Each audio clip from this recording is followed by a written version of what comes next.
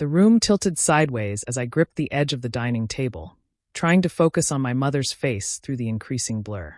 This was the third time this week that dinner had left me feeling like I was drowning in molasses, every movement slow and disconnected from my brain's commands. "I don't feel right," I mumbled, my tongue thick and uncooperative. "Something's wrong with me." "You're just tired, sweetheart. Finish your soup," Mom cooed, her voice syrupy sweet as she guided another spoonful toward my mouth. "You've been working so hard on your master's thesis. You need to eat to keep your strength up." I mechanically swallowed, tasting nothing but a vague bitterness beneath the supposed chicken noodle flavor. Across the table, my brother Derek and sister Claire exchanged one of those looks, the kind I'd been catching more frequently lately. Quick, meaningful glances that stopped the moment I tried to focus on them. "Maybe Rosalie should see a doctor," I slurred, then frowned. Why was I referring to myself in third person? I should see a doctor. "We've been through this," Dad said, his newspaper rustling with impatience. "Dr. Hendricks said you're just stressed. The mind can play powerful tricks when you're overwhelmed." Dr. Hendricks, the family friend who diagnosed me with anxiety disorders, chronic fatigue, and possible early-onset dementia, at 26 years old. The same doctor who came to our house for checkups, but never ran any actual tests. "But the memory gaps," I protested weakly. "Yesterday I lost 4 hours. I was at my desk, and then suddenly I was in bed, fully dressed." "You've always been a sleepwalker," Claire chimed in, her tone helpful. At 24, she'd perfected the concerned sister act. "Remember when we were kids? You'd wake up in the strangest places." I didn't remember that. But then again, I didn't remember a lot of things lately. Entire conversations my family swore we'd had. Agreements I'd apparently made. Documents I'd supposedly signed. "Finish your soup," Mom urged again. "Waste not, want not." I obediently lifted the spoon, my hand shaking slightly. The tremor had started 6 months ago, along with the confusion and memory problems. Some days were better than others, but family dinner nights were always the worst. "I think I'll skip dessert," I managed, pushing back from the table. The simple motion made the world spin violently. "Nonsense," Mom said firmly. "I made your favorite chocolate mousse. You love chocolate mousse." Did I? I couldn't remember. But Mom said I did, so it must be true. She brought out individual servings, placing mine in front of me with a smile that didn't quite reach her eyes. "Eat up, everyone," she chirped. "Family time is so precious." I watched Derek and Claire dig into their desserts enthusiastically while Dad finally set aside his paper to join in. My spoon felt like it weighed 50 pounds as I lifted it to my mouth. The mousse was rich, creamy, with an odd aftertaste I'd grown accustomed to. "Rosalie's thesis defense is next month," Dad announced to the table. "Have you prepared the paperwork to withdraw from the program?" "Withdraw?" I blinked hard, trying to process. "Why would I withdraw? I'm almost done." "We discussed this last week," Mom said patiently. "You agreed that the stress is too much, that it's affecting your health." "I don't remember." "Of course you don't," Derek said, not unkindly. "That's why we're all worried about you. The memory issues are getting worse." I wanted to argue, but the fog in my brain was thickening. Words scattered before I could catch them. Maybe they were right. Maybe I was sick. Maybe I had agreed to withdraw from my program. "I recorded the conversation," Claire offered helpfully, pulling out her phone. "Would you like to hear it?" She played a recording of my voice, unmistakably mine, agreeing that graduate school was too stressful, that I needed to focus on my health, that I would withdraw and move back home permanently. But I had no memory of saying those words. I think I need to lie down," I whispered. "Of course, dear," Mom said. "Let me help you upstairs." She guided me to my bedroom, the hallway stretching impossibly long. My childhood room looked exactly as it had in high school, as if the last 8 years hadn't happened. As if I hadn't lived in my own apartment near campus until the incidents started and my family insisted I move home for my safety. "Your medication is on the nightstand," Mom said, tucking me in like I was 6 years old. "Don't forget to take it. The pills. 3 different prescriptions from Dr. Hendricks for my various conditions. They made me feel worse, not better, but every time I tried to stop taking them, my family would find out and the lectures about non-compliance would begin. I pretended to swallow them, hiding the pills under my tongue until Mom left. Then I spit them into the tissue I kept hidden for this purpose. A small act of rebellion that probably didn't matter since I already felt drugged. That night, I had the dream again. The one where I was trapped in amber, watching my life happen around me, but unable to move or speak. My family moved through the house, discussing my future as if I wasn't there.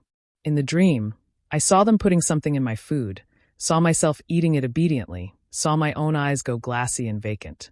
I woke at 3 a.m., more lucid than I'd been in months. The house was quiet. On impulse, I crept to my desk and opened my laptop, squinting at the screen through the lingering haze. My thesis was gone. All my research, all my work, deleted. In its place was a folder labeled Rosalie's Medical Records. I opened it with trembling fingers. Psychological evaluations I didn't remember taking. Brain scans showing abnormalities that didn't match any symptoms I actually had. Insurance claims for treatments I'd never received. And at the bottom, a draft email to my thesis advisor from my account, explaining that I was withdrawing due to mental health issues. But what caught my eye was a subfolder labeled Financial. Inside were documents about my trust fund, the one my grandmother had left me, set to fully vest when I turned 27 or completed my graduate degree, whichever came first. The money that would give me independence from my family. The money that would transfer to my siblings if I was deemed mentally incompetent. My heart pounded as pieces clicked into place. The family dinners that always left me disoriented. The memory gaps that coincidentally erased any plans for independence. The increasing symptoms that mysteriously appeared whenever I tried to assert myself. I wasn't going crazy. I was being made to appear crazy. With shaking hands, I opened a new browser window and searched for how long do drugs stay in hair follicles. The answer, up to 90 days, sometimes longer. I needed help. Real help. Not Dr. Hendricks with his house calls and prescriptions. Not my family with their concerned looks and documented evidence of my declining mental state. My therapist, Dr. Sarah Kim. The one my family didn't know about, the one I'd started seeing at the University Counseling Center before moving home. I'd told her about my symptoms, my fears that I was losing my mind. She'd urged me to see a real doctor to get tested, but I'd been too scared, too convinced by my family's narrative. I composed an email, typing as quickly as my fumbling fingers would allow. Dr. Kim, I need your help. I think my family is drugging me. Please don't respond to this email. They monitor my accounts. I'll try to come to your office Monday. If something happens to me, check my hair for sedatives. 3 years worth. I hit send just as footsteps creaked in the hallway. Quickly, I closed the laptop and dove back into bed, forcing my breathing to slow. My door opened. Mom peered in, backlit by the hallway light. Rosalie? I thought I heard something. I kept my eyes closed, letting my mouth fall slightly open. She stood there for a long moment before retreating, but not before I heard her whisper to someone. She's getting suspicious. We need to increase the dose. The weekend passed in a haze. Higher doses, I assumed, because I could barely stay conscious during meals. My family spoke around me, making plans for my future while I sat there like a piece of furniture. The conservatorship papers are ready, I heard Dad say through the fog. Once Dr. Hendricks signs off on the competency evaluation, we can protect Rosalie's assets from any impulsive decisions. It's for her own good, Mom agreed. In her condition, she could be taken advantage of by anyone. The trust fund will be much better managed by the family, Derek added. Only Claire said nothing, but I caught her watching me with something that might have been guilt. Monday came like a miracle. I pretended to take my medication, palmed the pills, and mustered every ounce of strength to appear somewhat normal. I want to go to the library, I announced at breakfast. To return some books. I'll drive you, Mom offered immediately. No, I said too quickly. I need the walk. The fresh air helps. They exchanged glances, but apparently decided a supervised walk was acceptable. Mom handed me my phone, the one they tracked, and made me promise to be back in an hour. I walked to the library, then slipped out the back entrance, and caught a bus to the university. Every minute counted. They'd realize soon enough that my phone's location didn't match my supposed route.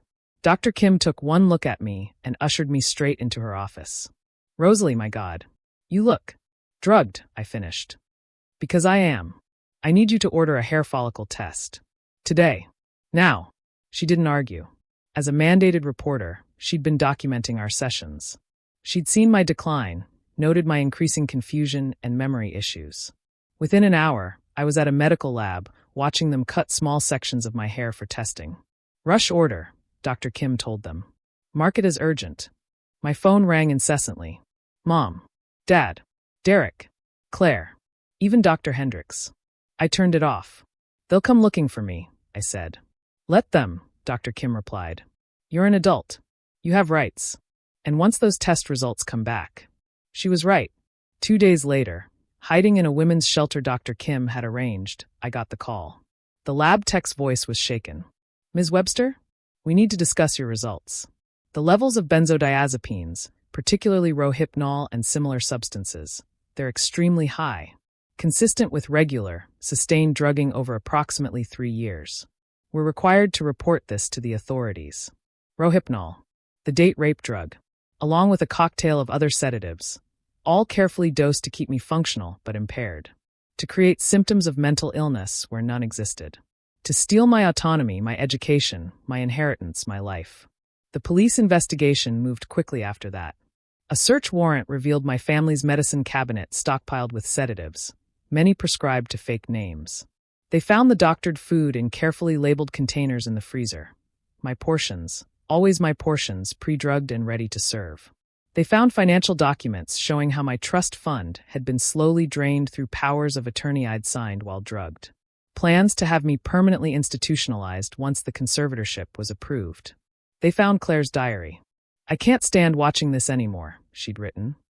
But if I say anything, they'll do it to me too. They said Rosalie was a threat to the family's stability, that her independence would destroy us all. I'm so sorry, Rosalie. I'm so sorry. The arrests made the news. Family drugged daughter for years in inheritance scheme.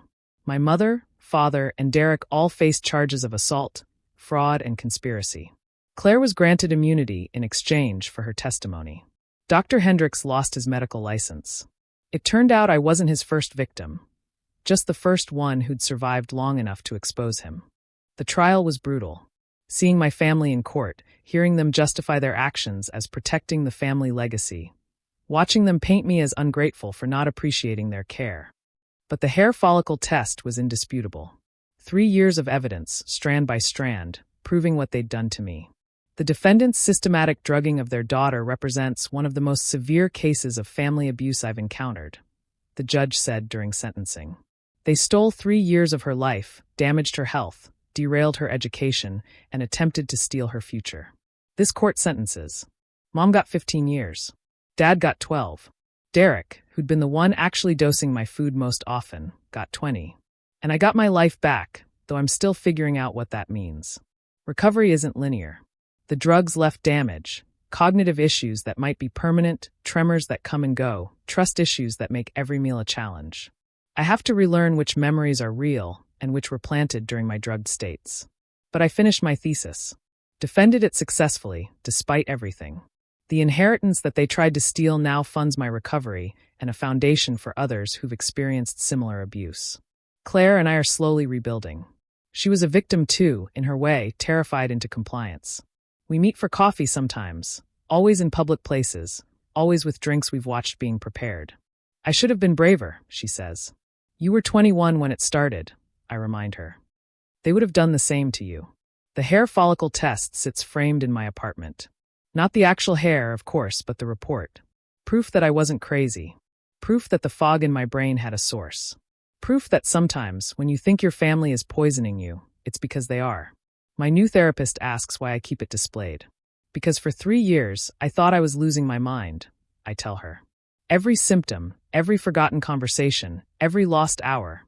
I believed them when they said it was all in my head. That report proves it wasn't.